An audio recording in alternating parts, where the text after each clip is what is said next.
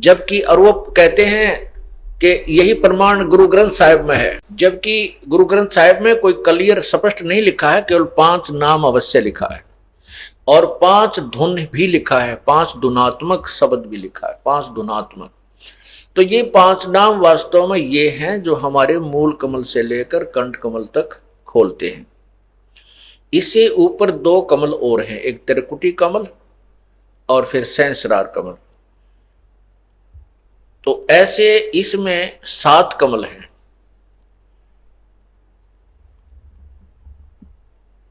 तो हम जो प्रसंग चल रहा है कि ये 5 नाम की कमाई हम करेंगे तो हम कंठ कमल तक बरी हो जाएंगे, फरी हो जाएंगे, हम ऋण मुक्त हो जाएंगे और ये देवता हमें रोकेंगे नहीं, क्योंकि इनका जो कर्ज होगा, जो ऋण होगा, वो लोन हम चुका देंगे इन मंत्रों से।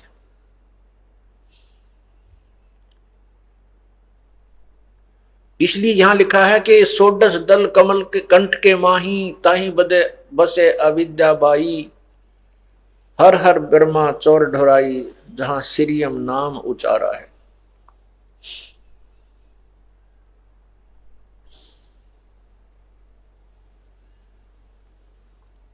फिर लिखा कि ता पर कंज कमल है भाई, बग भंवर दो रूप लखाई, निज मन करता जहां वहां ठकुराई, सो नैनन पिछवाड़ा है।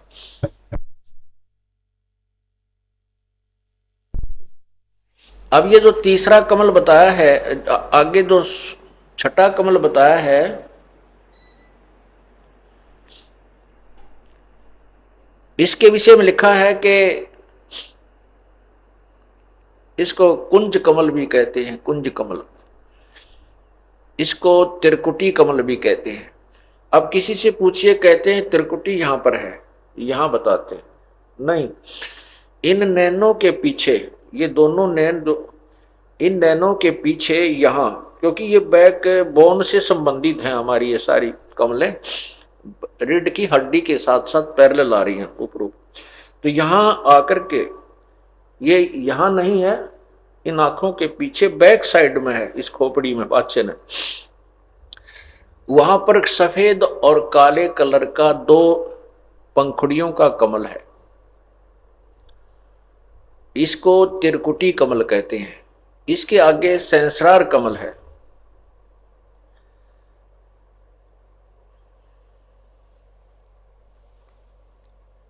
अब क्या बताते हैं कि ये आगे लिखा है कि कमलन भेद किया निर्वारा, यह सब रचना पिंड मंझारा, सत्संग कर सतगुर सिर धारा, वहां सतनाम उचारा है। ओए होए,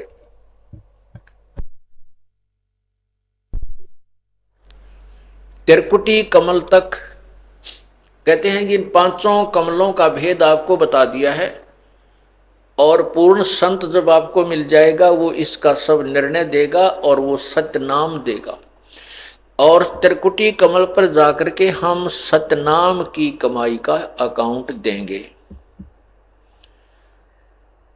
त्रिकुटी कमल पर जाकर के सतनाम जो हमारा जाप है, उसमें जो ओम मंत्र है, 2 अक्षर का जो मंत्र है, ये सतनाम 2 अक्षर का मंत्र है। ओम नाम जो ओम की कमाई है वो हम ब्रह्म को छोड़ देंगे। जैसे गीता जी अध्याय नंबर 18 के श्लोक 66 में कहा है कि सर्वधर्मान परित्यज माम, मेरे लेवल की, मेरे स्तर की जितनी भी तूने धार्मिक अनुष्ठान किए हैं, पूजाएं की हैं, वो मुझ में त्याग, परित्यज्य माने त्याग कर, एकम शरणम व्रज, उस एक सर्वशक्तिमान की शरण में चला जा।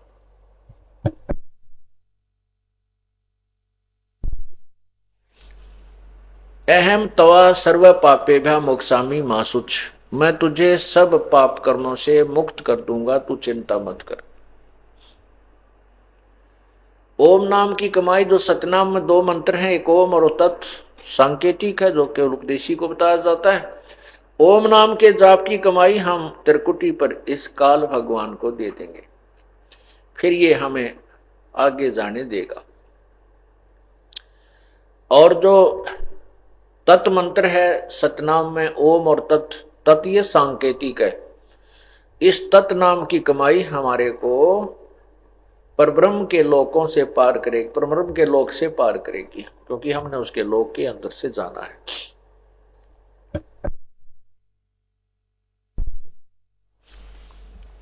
तो यहां क्या बताते हैं, ये कमलन भेद किया निर्वारा,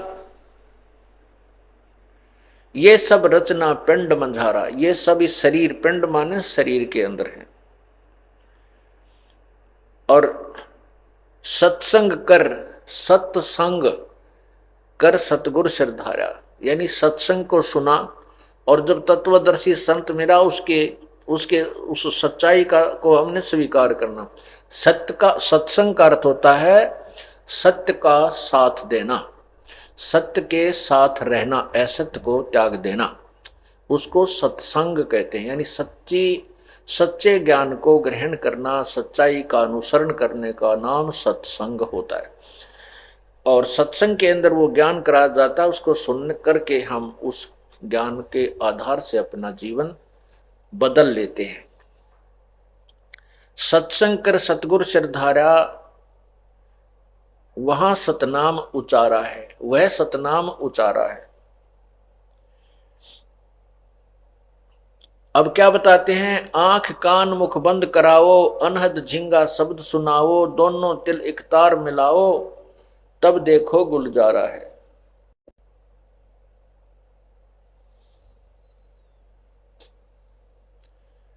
आगे कहा है कि चंद सुर एक घर लाओ, सुषमन से ती ध्यान लगाओ, त्रिवेणी के सिंध समाओ, भौर उतर चल पा रहा है।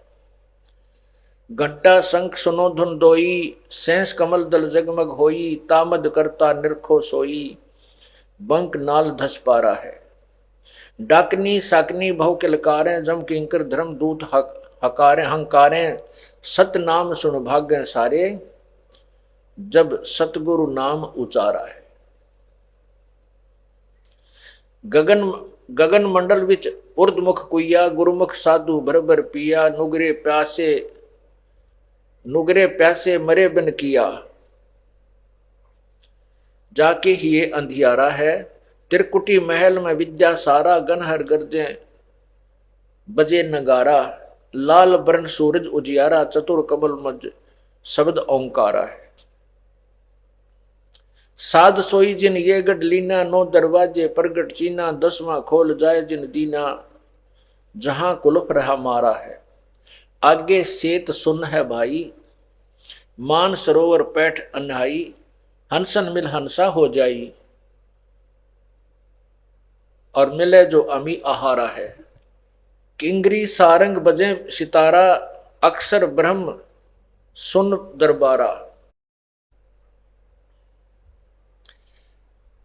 द्वादश भानु हंस उजियारा, सटदल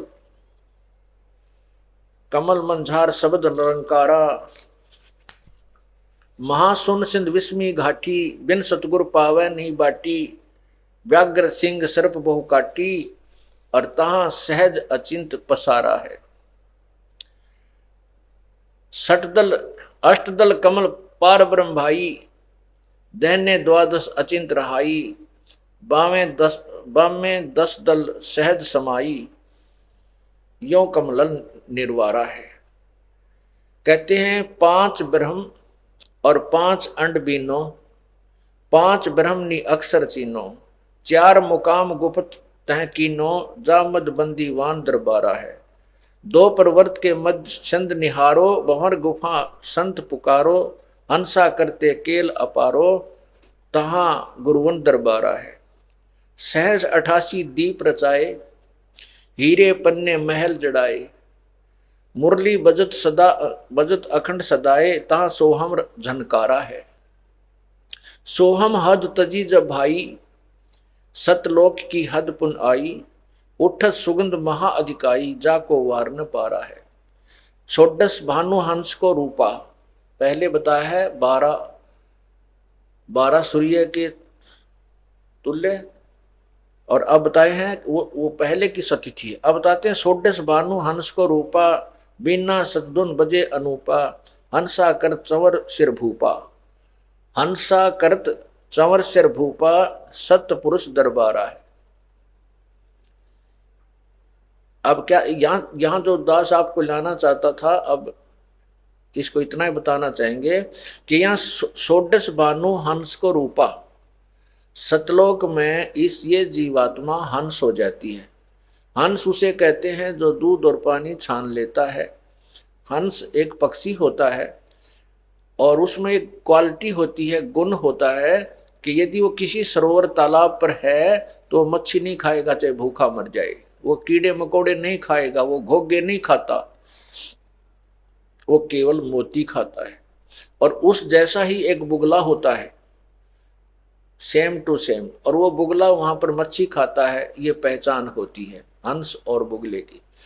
मनुष्य मनुष्य सभी हैं, लेकिन जो हंस अर्थात भक्त हैं वो बीड़ी शराब मांस तमाकू चोरी ठगी आदि रूप जो रूप हैं, ये गोगे नहीं खाते, ये कीड़े मकोड़े नहीं खाते, ये केवल राम नाम के मोती खाते हैं। और हंस उसे कहते हैं, हंस के सामने दूध में पानी डालकर रख दीजिए, उसमें ऐसा गुण है कि वो चोंच डबोते ही दूध अलग हो जाएगा और पानी को वो चूसता, दूध को पी जाएगा और जल को छोड़ देता है, बिल्कुल क्लियर कर देता है। उसको हंस कहते हैं। ऐसे ही वो पुण्यात्मा जो सभी बुराइयों से दूर होकर के सतलोक पहुंच जाते हैं, उनको हंस आत्मा कहा जाता है। तो वहां जाकर के इस आत्मा का मनुष्य जैसा शरीर है और षोडश भानु 16 सूर्य जैसा इसका तेज रूप हो जाता है, प्रकाश हो जाता है। षोडश भानु हंस को रूपा और बीना सद्दुन बजे अनूपा, हंसा करत चंवर सिर भूपा। ओए होए, कहते वहां जाकर के उस भूप यानी भगवान, उस भूप माने राजा, उस राजा के ऊपर, अपने सतलोक के मालिक के ऊपर, सतपुरुष के ऊपर ये यहां से गए हुए हंस भक्त या आत्मा चंवर करते हैं। अब चंवर किस पे करते हैं? साकार पे साकार चंवर करता है, निराकार पे चंवर। और निराकार करेगा क्या?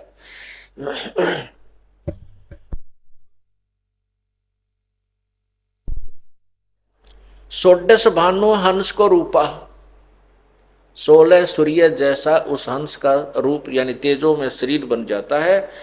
और बीना सतदुन बजे अनूपा, हंस करत चंवर सिर भूपा। हंस वो पुण्यात्मा वहां गई हुई अपने भगवान के ऊपर चंवर करती हैं। और ये वो सतपुरुष दरबारा है, सतलोक में सतपुरुष का दरबार है, उसका जो है ना स्थान है। कोटि कोटिन भानु उदय जो होई, करोड़ सूर्य उदय हो जा, एते ही पुन चंद्र खिलोई। इतने ही चंद्रमाओं की रोशनी दोनों को मिला दे, सत्य पुरुष पुरुष रोम सम एक न हुई, ऐसा पुरुष दीदारा है। ओए होए, ऐसा उस भगवान सतपुरुष के दर्शन है कि एक रोम को की रोशनी करोड़ों सूर्य और करोड़ों चंद्रमा की रोशनी मिला दे, उनके एक रोमकूप के सामने के प्रकाश के तुल्य भी नहीं है, कम ही रह जाती है। ऐसा परमेश्वर के दर्शन है। दीदार माने दर्शन, निराकार के दर्शन नहीं होते। आगे अलख लोक है भाई, सतलोक से आगे अलख लोक है, फिर अगम लोक है, फिर अनामी लोक है, अकह लोक है। अनामी अर्थात अकह। आगे अलख लोक है भाई, ऐसे अलख पुरुष, ऐसा अलख पुरुष की तह ठुकराई,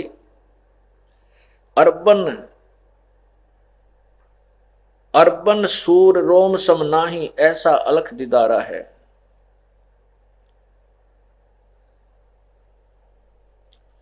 आगे अलख लोक है भाई, अलख पुरुष की ता ठकुराई, अर्बन एक अरब सूर्य एक रोमकुंभ के प्रकाश के समान है।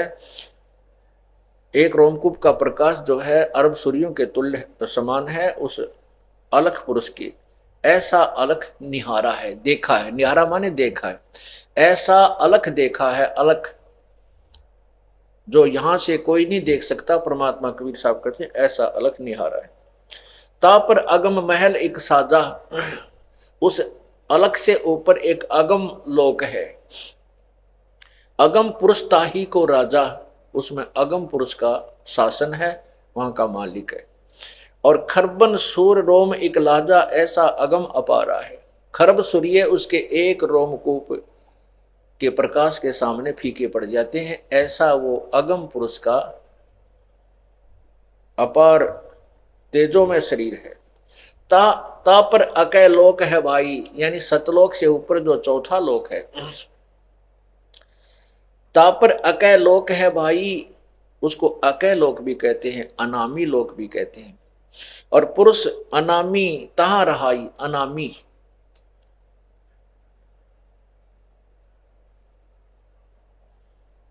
जो पहुंचे जानेगा वाही, वो कहन सुनन से न्यारा है। अब कहते हैं काया भेद किया निर्वारा। अब देखो निचोड़ कर दिया इस पूरे शब्द का, काया भेद किया निर्वारा, ये सब रचना पिंड मझारा। परमात्मा आपको क्या बता रहे हैं कि जो मैं आपको इसमें शब्द में वर्णन किया है, ये आपके इस काल ने इस शरीर के अंदर भी झूठी रचना करवा रखी है माया से, इस जीव को धोखा देने के लिए उस वास्तविक लोक की, सतलोक की नकल करवा रखी है एक शरीर में। और इस जीव को धोखा देने के लिए काल को पता था कि वो परमात्मा अपना कोई तत्वदर्शी संत भेजेगा, क्योंकि परमात्मा ने स्वयं आकर भी ये सारा ज्ञान बताया है। तो उससे पहले ही उसने झूठे लोक यहां बना दिए, ब्रह्मलोक के अंदर नकली सतलोक, अलखलोक, अगमलोक और अनामी लोक की रचना करवा रखी है। क्योंकि परमात्मा ने आके सब वर्णन किए थे, और फिर साथ में इस शब्द के अंदर ये कर निर्णय देना अति आवश्यक था कि ये सारा कुछ जो मैंने बताया ये है तो सतलोक में, लेकिन इस काल ने अपनी माया के द्वारा, दुर्गा के द्वारा यहाँ पर नकली एक झूठे उसी की नकल बना रखी है जीव को धोखा देने के लिए। क्या लिखा है? काया भेद किया निर्वारा, ये सब रचना पिंड मजारा, माया अवगत जाल पसारा, सो कारीगर वार्या है।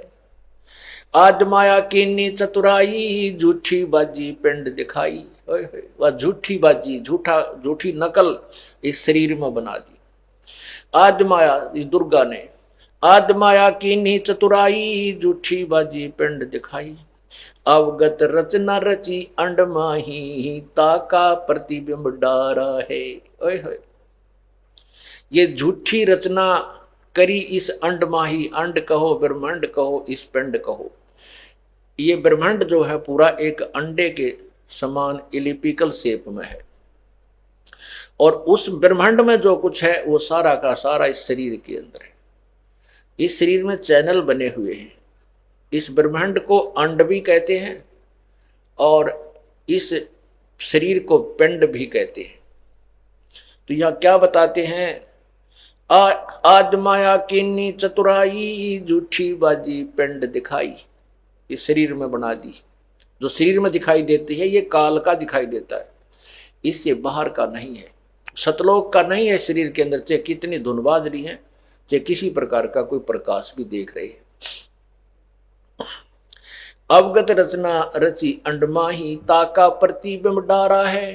ताका प्रतिबिंब यानी उसकी नकल बनाई है। शब्द विहंगम चाल हमारी, कहें कबीर सतगुरु दे तारी। खुले कपाट शब्द जनकारी, पिंड अंड के पार स्वदेश हमारा है।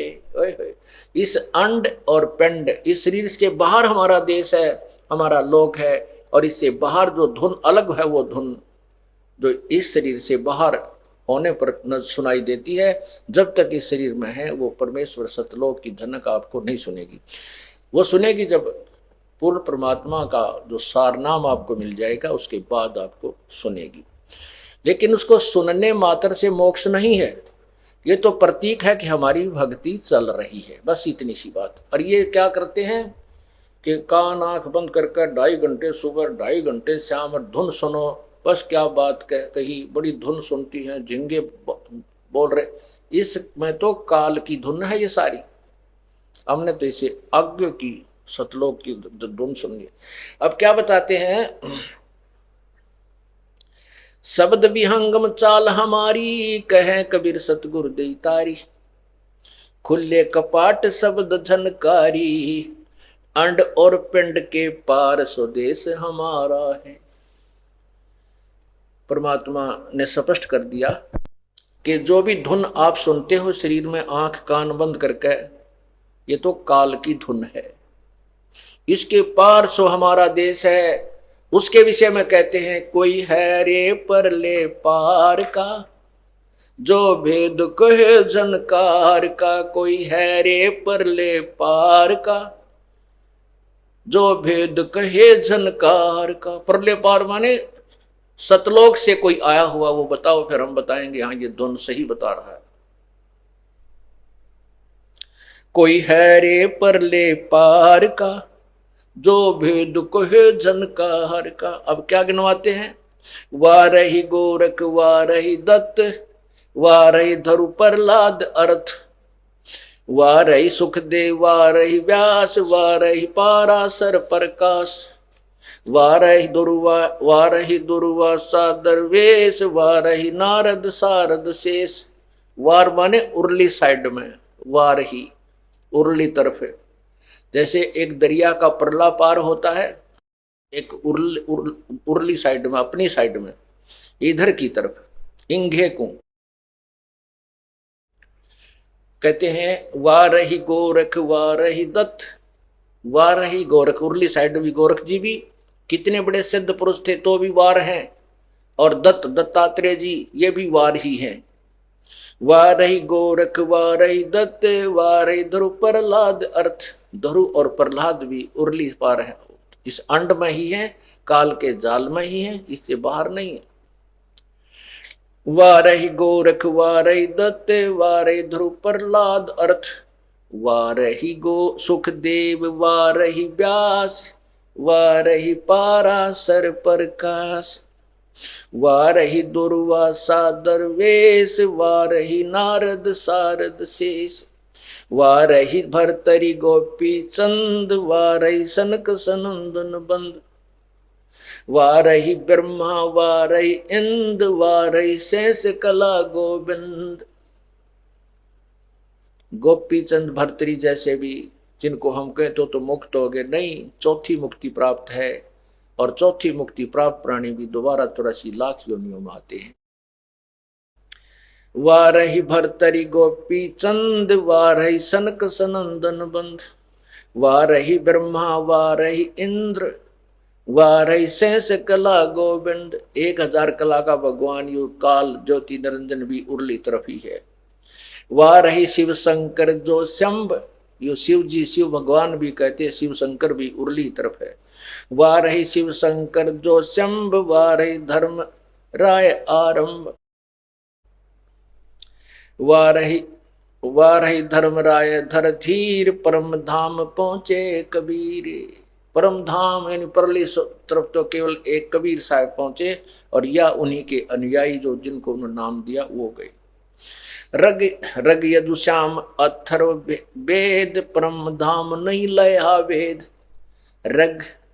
ऋग्वेद यजुर्वेद श्यामवेद और अथर्ववेद, इनमें जो वर्णित विधि है उसके अनुसार साधना करने वालों को भी परले पार का ज्ञान नहीं है।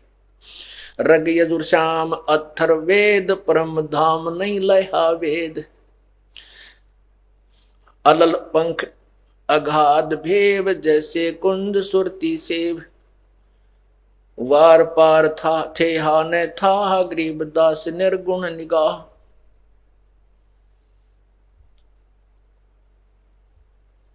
अब क्या बताया है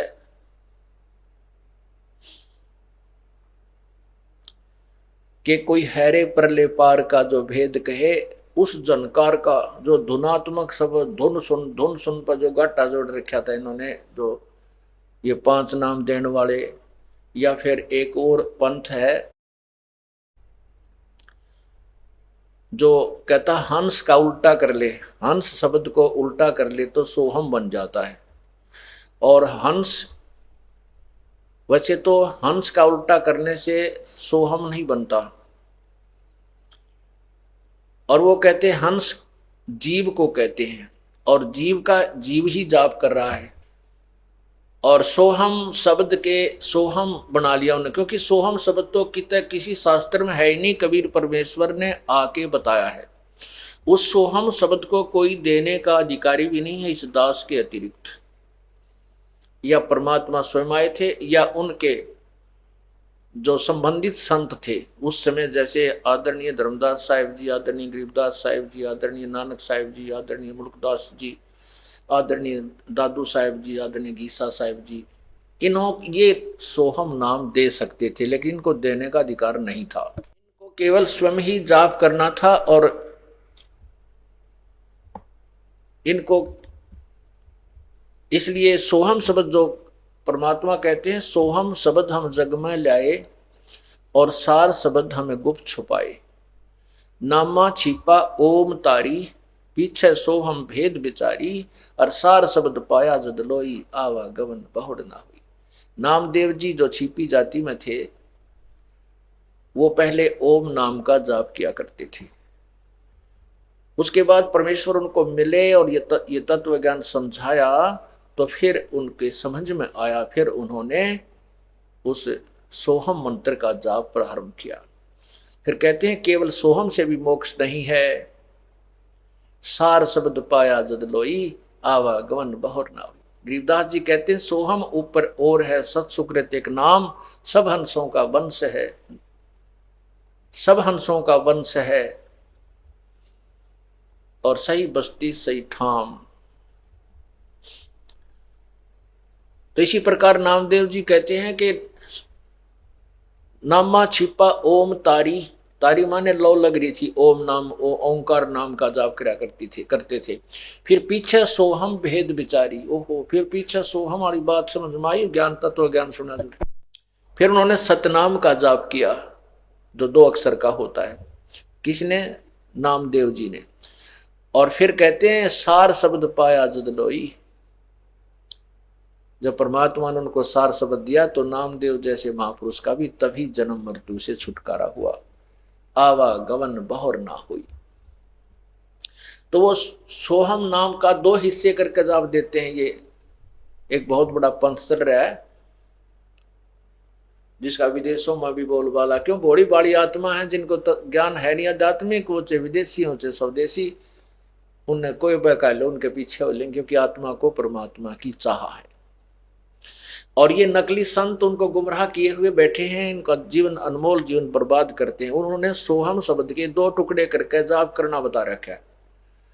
कोई तो कहे 100 बार निकाले हम भीतर ले, कोई कहे हम बाहर छोड़े और 100 हम अंदर ले श्वास से। अरे भले आदमी हो, अब मोटरसाइकिल के 2 पहिए हैं, और कोई नो कहे अगले न आगे न चलाओ और पाछले न पाछे न चलाओ, वो तो कैसे चलेगी भाई? खोल लो, इसने खोल, खड़े करके तो घुमा सकते हो, एक न आगे न घुमा ले, एक न पाछे न घुमा ले, वो तो दोनों ही अपनी विधिवत चलेंगे तभी बात बनेगी। या किसी वस्तु के 2 टुकड़े कर देने से वो व्यर्थ हो जाती है, ये एक ही अक्षर है। और क्योंकि कबीर साहब के सुने सुनाए ज्ञान से उन्होंने सांस का शब्द ले लिया। अब कबीर साहब कहते हैं जो जन होगा जो हरि लेगा शब्द बिलगाए, और सोहम सोहम जप मरे व्यर्था जन्म गवाए। अकेला सोहम सोहम जाप जपने से भी, चाहे उसने 2 भाग कर ले चाहे 1 कर ले, वो जब का मर गए व्यर्था जन्म गवाए। क्यों? क्योंकि सार शब्द जब तक नहीं मिलेगा वो जीवन व्यर्थ है, वो मोक्ष नहीं हो सकता। तो कहीं भी किसी भी सदग्रंथ में, किसी कुरान में, किसी पुराण में, वेदों में, उपनिषदों में आपको सोहम शब्द नहीं मिलेगा। परमात्मा ने आकर के ये मंत्र यहाँ प्रकट किया है, और सार नाम सार शब्द अभी छुपा रखे हैं। वो अब इस समय प्रकट करने, ये समय निर्धारित था प्रभु का। ना हमारे जैसे तुच्छबुद्धि जीव को कहाँ ये ऐसे निर्मल ज्ञान की जानकारी होनी थी। प्रभु ने अपनी शक्ति से, अपने रिमोट से और अपने ही कंप्यूटर से हमारे कंप्यूटर में योग जो है ना तत्व ज्ञान फीड कर दिया, और उन्हीं की कृपा से आपके समक्ष प्रकट हो रहा कबीर परमेश्वर की रजा से। और ये समय था निर्धारित है, पहले से लिखा परमात्मा ने अपनी वाणी में कि एक समय ऐसा आएगा कि पूरी पृथ्वी पर मेरा ही ज्ञान होगा। धर्मदास जी से कहा है, पूरी पृथ्वी पर एक मेरा ही ज्ञान होगा, मेरा ही नाम होगा, और एक ही भगवान की पूजा पूरी पृथ्वी पर चलेगी। जो भक्ति करेंगे, जो नहीं करते हैं वो ना करेंगे, वो अलग बात है। अगर यदि कोई परमात्मा चाहता है तो साधना यही करेगा और नहीं कर सकता इस ज्ञान को सुनने के बाद। पूरे विश्व में एक ही भक्ति, एक ही परमात्मा की साधना होगी और ये माया की दौड़ समाप्त हो जाएगी। माया की होड़ जो लगी है लूट ले। अब जैसे हम क्यों दुखी हैं, जो इस तत्व ज्ञान को समझकर भक्ति पर लग गए हैं। हम चाहते हैं ज्यादा से मैं भगवान के चरणों में लगाएं, उसकी साधना करें, उसके भक्ति करें, और भाई संसारिक धंधे में हमें कम करना पड़े संसारिक धंधा। अब जैसे हम बच्चों की शादी करते हैं, अब ठीक है हमारा पुत्र है, पुत्र का विवाह तो हम अपने हिसाब से कर सकते हैं। उसको कहेंगे भी हमने कोई दहेज नहीं लेना, अपनी एक बेटी दे दो और एक उसका सूट दे दो, अर्थात एक दो चार कपड़े देना चाहो अपनी बेटी को दे दो, हमने जरूरत नहीं। जब हमने बेटी का ब्याह करना पड़ता है तो अभी हमारे भक्त इतने नहीं है कि हम एक दूसरे में आपस में ही कर सकें, तो हमने बगैर उपदेश वालों के भी अपनी बेटी ब्याहनी पड़ती है। तो वो अभी ना समझ है, इस कारण से अब हम आधे दुखी हैं। उसके लिए हमने कुछ थोड़ा बहुत करना पड़ता है, ज्यादा नहीं तो थोड़ा बहुत करना ही पड़ता है। तो इस प्रकार हम अभी इसलिए दुखी है। फिर हम चाहते हैं कि केवल हमारा इतना मकान बने कि गुजारा हो जाए। हमारी आंखों के सामने हमने ऐसी परिस्थिति देखी है, एक पिता ने अपने पुत्रों के लिए 20-30 एकड़ जमीन बना दी, ट्रैक्टर ले रखा। और कैसे लिया, आज से 50 वर्ष पहले जब हम छोटे छोटे थे, उस समय वो 5 रुपए सैकड़ा ब्याज लेता था। वो 5 रुपए सैकड़ा, आज से 50 साल, शायद आज भी 5 रुपए नहीं होगा, बहुत ही एकाध निर्भाग बेशक लेता हो। उस समय 5 रुपए सैकड़ा ब्याज, वो खून चूसा करता। उसकी मृत्यु देखी पागलों की तरह, अंत समय में पागल हो गया, अपनी टट्टी अपने मुंह पर मारे बैठ के, द्वारा का टक्कर मारे, बुरा हाल होता है। और कुछ ऐसे भी लोग देखे जिन्होंने अपने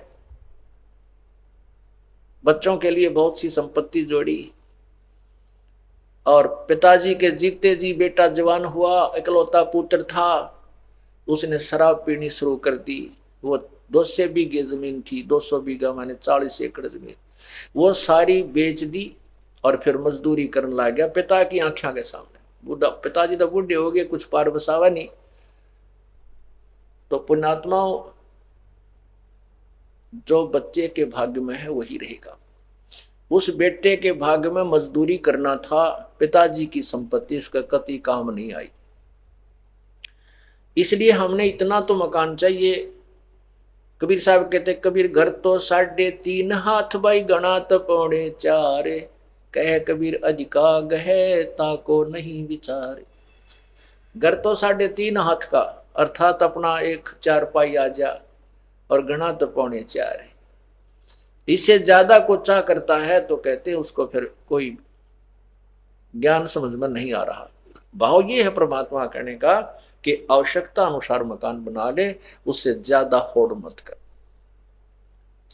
तो ज्यादा एक दूसरे को देख के उसने कोठी बना ली, आपके पास 2-4 लाख का ब्योंत हो गया, दूसरे ने 8 लाख की बनाई है, तो आप भी न सोचोगे, जब तक ज्ञान नहीं है, कि 2-4 लाख कर्जा से ही परिस्थिति 21 कोठी गाड़ू जब मेरी इज्जत बनेगी। वो 5-4 लाख रुपए कर्जा हो जाए, वो कर्जा मकान का उतर के देना, लोग पीछे पीछे, और टेंशन बनी रहे, ना भक्ति कर सकते, कि वह मृत्यु हो जाए उसको ठीक में कुत्ता बन के उसको ठीक है पिछली साइड में बैठेगा, अंदर कोई नहीं बढ़ने दे, प्रवेश नहीं होने देगा उसको। तो इसलिए हम आधे दुखी इस प्रकार हैं, एक दूसरे ने देखकर माया जोड़ की होड़ लगाई हुई है। जब हम सभी को पूरे विश्व में ये ज्ञान फैल जाएगा, फिर तो छोटे छोटे मकान बनावाएंगे, काम चलाओ, और अपनी भक्ति ज्यादा करा करेंगे और माया की दौड़ कम हो जाएगी, आवश्यकताएं कम होगी, तो अपने आप माया की हवस समाप्त हो जाएगी। इस प्रकार जब परमात्मा यहां आते हैं, अब आपने सुना कि उन्होंने कितना ज्ञान फैला रखा था कि परमात्मा निराकार है, और सतलोक में जाकर के वो प्राणी परमात्मा में लीन हो जाता है, जैसे समुद्र बूंद में हो जाती, बूंद समुद्र में मिल जाती है। नहीं, ऐसा कुछ नहीं है। अगर ऐसा है तो फिर वहां जाने का कोई फायदा नहीं।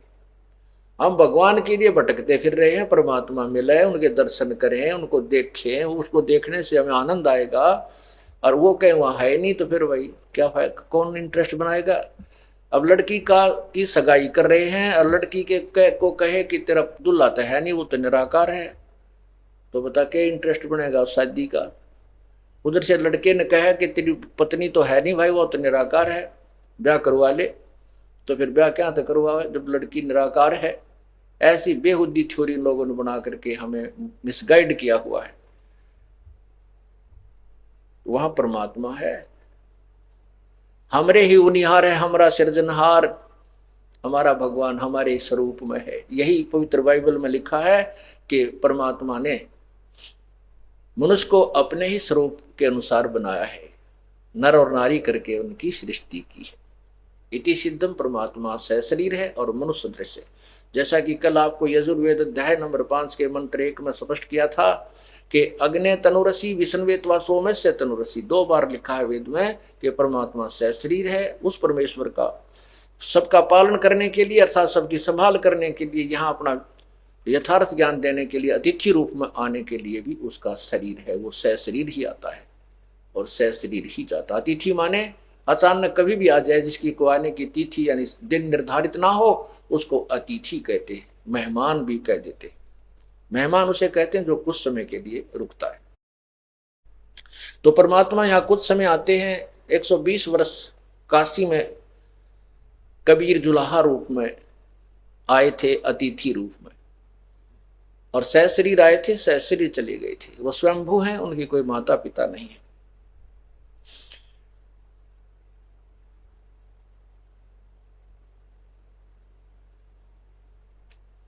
परमात्मा अपनी वाणी में सौसम वेद में स्वयं स्पष्ट कर रहे हैं।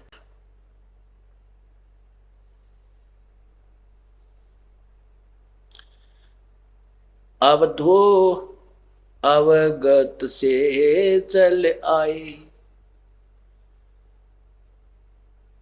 कोई मेरा भेद मर्म नहीं पाया।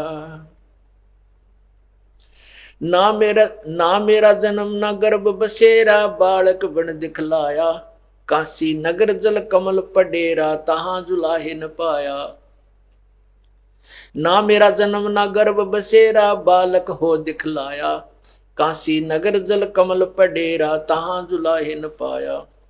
मात पिता मेरे कछु नाही, ना मेरे घर दासी। जुलाहे का सुत आन कहाया, जगत कर मेरी हंसी। मात पिता मेरे कछु नाही, ना मेरे घर दासी। जुलाहे का सुत आन कहाया, जगत करे मेरी आसी। 5 तत्व का धड़ नहीं मेरे, जानू ज्ञान अपारा। वो सत्य स्वरूपी नाम साहेब का, ओहे नाम हमारा।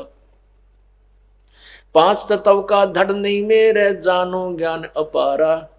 सत्य स्वरूपी नाम साहेब का, सोए नाम हमारा।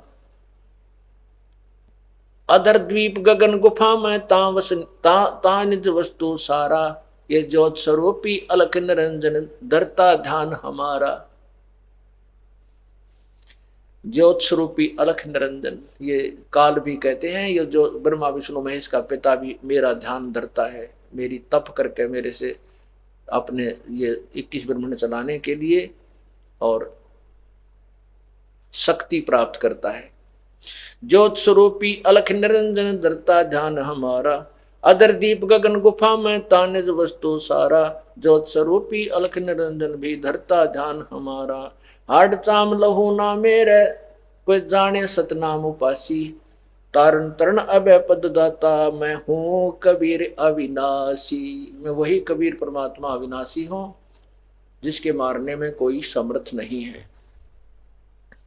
क्या बताते हैं कि अवधू गोरखनाथ जी से कहते हैं कि हे अवधूत, मैं गोरखनाथ जी ने पूछा था आप कौन हो, फिर ऐसे कौन से लोग से आए हो, हमने तो आज तक आपके बारे में ऐसे ज्ञान के विषय में कभी नहीं सुना। आप कौन हैं, कहाँ से आए हो, आपके माता पिता कौन हैं?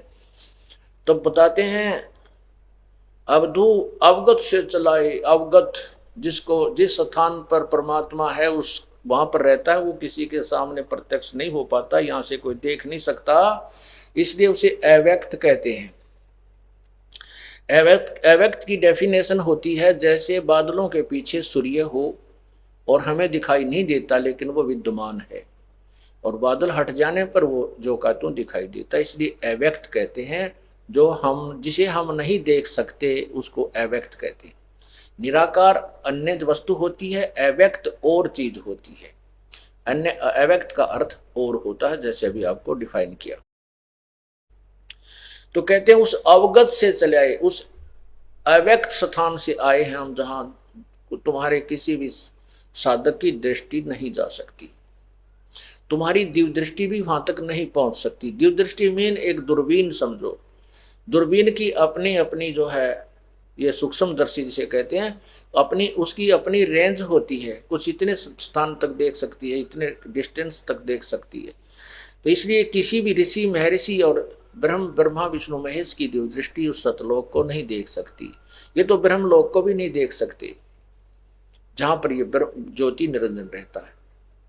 तो वो सतलोक में कहते हैं अवधू अवगत से चलाए, मेरा कोई भेद मरहम नहीं पाया, और ना मेरा जन्म ना गर्भ बसेरा, मैं तो बालक बन दिखलाया। ना मेरा जन्म हुआ, ना मैं किसी माँ के गर्भ में रहा, और काशी नगर जल कमल पर डेरा। काशी में लहर तारा तालाब के ऊपर एक कमल के फूल के ऊपर मैंने अपना डेरा डाला था, और वहां जुलाहे न पाया, वहां एक जुलाहा मुझे ले आया। मात पिता मेरे कुछ ना ही, ना मेरे घर दासी, मेरे कोई माँ बाप नहीं है, नीरू नीमा मेरे माता पिता नहीं है, और ना ही मैंने कोई विवाह किया है, मेरी कोई स्त्री नहीं है, दासी मेरे कोई पत्नी नहीं है। और जुल्हे का सुत आन कहाया, यू जगत करे मेरी आसी। अब क्योंकि परमात्मा के भक्त जिनको इतना सुख हुआ था वो कहा करते भगवान आए हैं, परमात्मा आए हैं ये, और लोग हंसी करा करते दूसरे, जिनको ज्ञान नहीं था मजाक करा करते, देखिए मूर्ख मूर्ख हो रे, इस दुल्हे को दानक को भगवान कहते हैं लोग, मेरी हंसी कहते हैं करते हैं। मात पिता मेरे कछु नाही, ना मेरे गरदासी, जुल्हे का सुत आन कहाया, जो जगत करे मेरी हंसी। भाई 5 तत्व का धड़नी मेरा म जानो ज्ञान अपारा, दो सत स्वरूपी नाम साहेब का सोए नाम हमारा। अब ये इसमें बहुत से ऐसे ज्ञान है, क्योंकि ये सत्संग में पहली कक्षा से लेकर के अंतिम पढ़ाई तक का ज्ञान सुनाया जाता है, और जो बच्चे पहली कक्षा के हैं वो पहली वाला ज्ञान सुनेंगे, समझते हैं, और जो उच्च कक्षाएं में हो गए हैं वो उस ज्ञान को भी साथ साथ समझ रहे हैं। अब इसमें क्या बताया है, ये है वो अंतिम, जिनको सारनाम मिल गया है वो समझ जाएंगे इस बात को। कबीर साहब कहते हैं जो जग होगा जो जन होगा जो हरि लेगा शब्द बिल गाए, जो जन होगा जौहरी वो लेगा शब्द परख। जो आपको सारनाम दिया जाएगा, जो उस समय दिया जाता है जब आप काफी बुद्धिमान हो जाते हो, इस ज्ञान को समझ जाते हो, और तभी वो नाम आपको नाम जचता है, वो सारनाम आपको सारनाम ही महसूस होता है। अन्यथा वो आप उसको उसके ऊपर रुक नहीं सकते, उस नाम को नाम नहीं, वो सारनाम मान नहीं सकते, ऐसा नाम है। कहते हैं जोजन होगा जौहरी लेगा शब्द परख, और कहते हैं यो सार नाम मेरा आदि का और सुन मत जाइयो सरक। ये जो नाम सार नाम आपको दिया जाता है वो मेरा वही वास्तविक नाम है, इसको सुनकर सरक मत जाना, डगमग मत हो जाना। जोजन होगा जौहरी लेगा नाम परख, वो परख लेगा उस नाम को, कहा वह सही है, ये तो गुरुजी ने जो दिया है सच यही है। और ये कहते हैं यही नाम मेरा आदि का, और सुनकर मत जाइयो सरक, कहते डगमग हो जाओ, यो किसा सारना हो, यो क्यों यो ऐसा हुआ कर सारना, ऐसे मत सोचना। कहते हैं ये मेरा नाम आदि का है। तो यहां क्या कहते हैं, सत्य स्वरूपी पांच तत्व का धरनी मेरा जानो ज्ञान अपारा, जो सत्य स्वरूपी नाम साहिब का सोए नाम हमारा। अधर द्वीप गगन गुफा में तानिज वस्तु सारा, वो ज्योत स्वरूपी अलख निरंजन भी धरता ध्यान हमारा।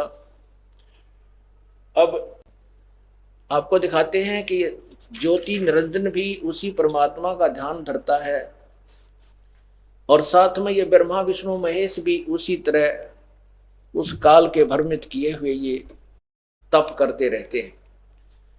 जैसा कल शाम के समय आपको बताया था कि विष्णु जी कह रहे हैं कि मैं अधिकतर समय तप करता हूं, तो तुम साधना करते हो तो किसका ध्यान लगाते हो?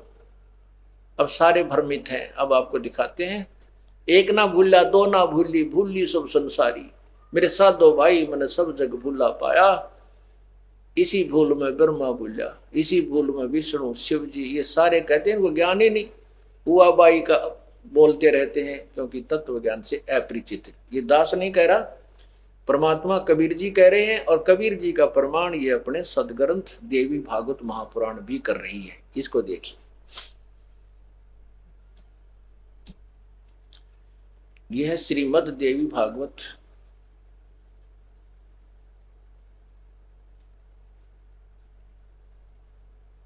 ये पुराण है, और ये कहां से प्रकाशित है? गीता प्रेस गोरखपुर से है, ये गीता प्रेस गोरखपुर से। और यहां देखिएगा,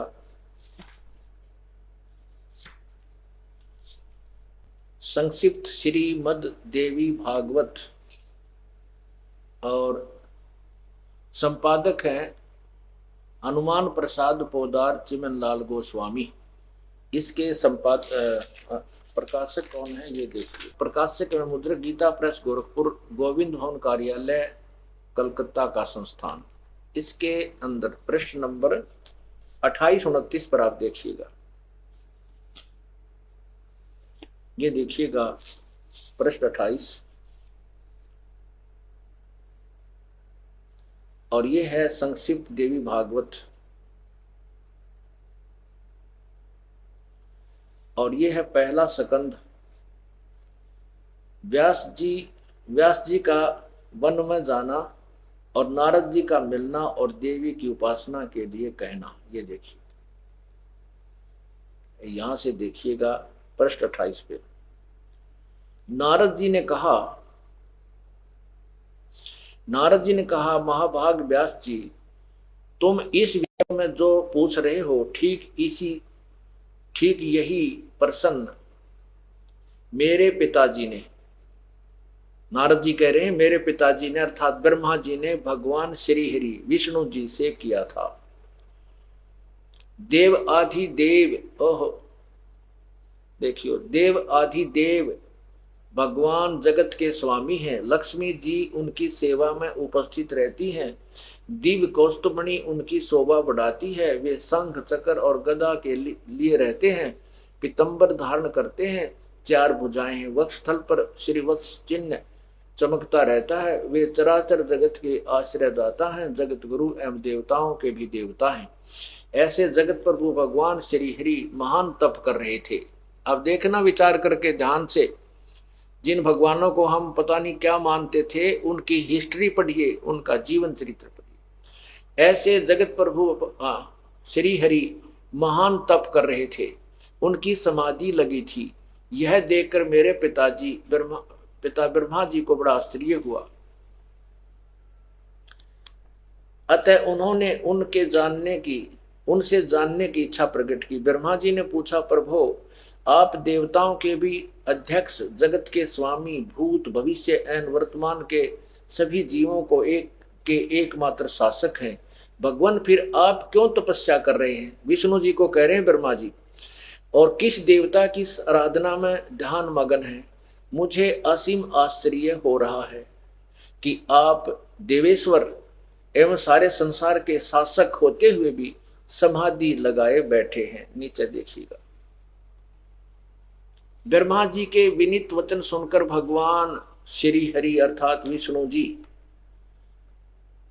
उनसे कहने लगे, ब्रह्मन सावधान होकर सुनो, मैं अपने मन का विचार व्यक्त करता हूं। देवता, दानव और मानव सब यही जानते हैं कि तुम सृष्टि करते हो, मैं पालन करता हूं और संहार क्या करते हैं, किंतु फिर भी वेद के परंपरागामी पुरुष अपनी युक्ति से सिद्ध करते हैं कि रचने, पालने और संहार करने की यह योग्यता जो हमें मिली है वह उसकी अधिष्ठात्री शक्ति देवी है, दुर्गा है। वे कहते हैं कि संसार की सृष्टि करने के लिए तुम में राजसी शक्ति का संचार हुआ है, मुझे सात्विक शक्ति मिली है और रुद्र में तामसी शक्ति का आविर्भाव हुआ है। उस शक्ति के अभाव से तुम इस संसार की सृष्टि नहीं कर सकते, मैं पालन करने में सफल नहीं हो सकता और रुद्र से संहार कार्य भी होना भी संभव नहीं है। ब्रह्मा जी, हम सभी उस शक्ति के सहारे ही अपने कार्य में सदा सफल होते हैं आए हैं। सुवर्त, प्रत्यक्ष और परोक्ष दोनों उदाहरण मैं तुम्हारे सामने रखता हूं, सुनो। यह निश्चय बात है कि उस शक्ति के अधीन होकर ही मैं प्रलय काल में इस शेष नाग की सैया पर सोता हूँ। यदि वो बेहोश कर देती है मुझे, और सृष्टि करने का अवसर आते ही जाग जाता हूँ। मैं सदा तप करने में लगा रहता हूँ, उस शक्ति के शासन से कभी मुक्त नहीं रहता। कभी अवसर मिला तो लक्ष्मी के साथ सुख पूर्वक समय बिताने का सौभाग्य प्राप्त होता है। मैं कभी तो दानवों के साथ युद्ध करता हूँ। अखिल जगत को भय पहुंचाने वाले दैत्यों का विकराल शरीर को शांत करना मेरा परम कर्तव्य हो जाता है। यहां देखिए, मुझे सब प्रकार से शक्ति के अधीन होकर रहना पड़ता है। दुर्गा के अधीन हूं मैं, विष्णु जी कह रहे हैं। उन्हीं भगवती शक्ति का मैं निरंतर ध्यान किया करता हूं, मैं उसी की पूजा करता हूं। ब्रह्मा जी, मेरी जानकारी में इन भगवती शक्ति से बढ़कर दूसरे कोई देवता नहीं है, कोई भगवान नहीं है। तेरा गजब हो। जिन भगवानों को हम सर्वशक्तिमान मानते थे, इनमें कह का विज्ञान कोई ना, विष्णु जी कह रहे हैं दुर्गा ही पूर्ण परमात्मा है, इससे आगे कोई भगवान नहीं, कोई नहीं। मैं तो इससे का ध्यान करता हूँ, तप करता हूँ। मेरे साथ दो भाई सब जग भूला पाया, मेरे साथ दो भाई सब जग भूला पाया। इसी भूल में ब्रह्मा भूला जिसने वेद सरसाया, इसी भूल में ब्रह्मा भूला जिसने वेद सरसाया। वेद पढ़ियो पंडित भूला, वो मर्म भेद ना पाया। मेरे साथ दो भाई सब जग भूला पाया, मेरे साथ दो भाई सब जग भूला पाया। इसी भूल में विष्णु भूला जिन वैष्णो धर्म चलाया, इसी भूल में विष्णु भूला जिन वैष्णो धर्म चलाया। तीर्थ व्रत का बांध महात्म बहुविध जीव फसाया, मेरे साथ दो भाई सब जग भूला पाया, मेरे साथ दो भाई सब जग भूला पाया। इसी भूल में शंकर भूला जिन भिक्षुक पंथ चलाया, इसी भूल में शिव जी भूला जिन भिक्षुक पंथ चलाया। सिर पर जटा हाथ में खप्पर घर घर अलख जगाया, मेरे साथ दो भाई सब जग भूला पाया, मेरे साथ दो भाई सब जग भूला पाया। इसी भूल में भूले मच्छंद्र जिन सिंगल द्वीप बसाया, इसी भूल में भूले मचंद्र जिन संगल दीप बसाया, विषय वासना के वश होकर अपना योग नसाया। मेरे साधो भाई सब जग भूला पाया, मेरे साधो भाई सब जग भूला पाया। कह कबीर सुनो भाई साधो, इस फूल का भेद न पाया। कहे कबीर सुनो भाई साधो, इस भूल का भेद न पाया। जिसने पा गया इस भेद भूल का, वो गर्भवास नहीं आया। मेरे साधो भाई सब जग भूला पाया, मेरे साधो भाई सब जग भूला पाया। अपनात्मा ये सदग्रंथ मैंने ढेर सारे रखे यहाँ पर, सभी महापुरुषों के चारों वेद, गीता जी तो जो है पुराण भी तकरीबन सारे ही, और अन्य संतों के द्वारा लिखी हुई पुस्तकें भी यहाँ पर विद्वान रखते हम। यदि ये दास सीधा कह देता ये बात कि विष्णु जी को कोई ज्ञान नहीं है, तो इस टीवी को देखने वाले टीवी भी फोड़ दें और मेरे सिर हो जा आके कैसे कह दिया, कैसे कह दिया। और जब उन्हीं के द्वारा जिसके ऊपर वो आधारित है, वो पुण्यात्मा और देवी भागवत को शिरोधार्य मानते हैं, इसमें सत्य ज्ञान है, उसी में दिखा देता हूं, तो उनकी जो वो पारा हाई होने लगा है, वो बीपी लो हो जाता। फिर एक भक्त वो नायब सूबेदार रिटायर सूबेदार की पोस्ट से रिटायर फौजी अफसर, और उसने हमने सिटी केबल पे चलवा रखी थी एक शहर में, अंबाला शहर में। वो कह रहा था जी रिटायर हो गया था, आगे कोई नौकरी मिली नहीं थी, अब सोच रहा था भाई भक्ति का निरुचि बनाऊं, तो संतों के सब के चैनल घुमा घुमा के देखा करता था, कहीं रास्ता मिल जाए, भक्ति में रुचि तो थी। तो ऐसे ही सुबह उठते ही कभी किसी राम का संत की सुनते थे, कभी किसी संत की, ऐसे चैनल चेंज 10 मिनट सुनते बोर हो जाते थे, फिर दूसरा चैनल बदलते थे, वो 5 मिनट सुना उसमें बोर हो जाते थे, फिर तीसरा चैनल चेंज करा। ऐसे में सुबह उठकर चैनल चेंज करते करते देखा तो आपका टीवी चल रहा था। तो आप जब मौखिक बोलते थे जब तो पारा हाई हो जाता था, और जब प्रमाण रखते थे तो लो हो जाता था। नो देखता था मैं, कहने लगे 33 सीडी देखी आपकी कंटिन्यूस, 33। फिर मेरी पत्नी को उठाया मैंने एक दिन, पहले तो ये आया कि देखिए बुद्धू क्या कह रहा है। पहले तो दिन तो हमने दोनों ने ऐसा देखा, फिर धीरे धीरे वो प्रमाण आपने समक्ष रखे, बस फिर तो कहना है कि था।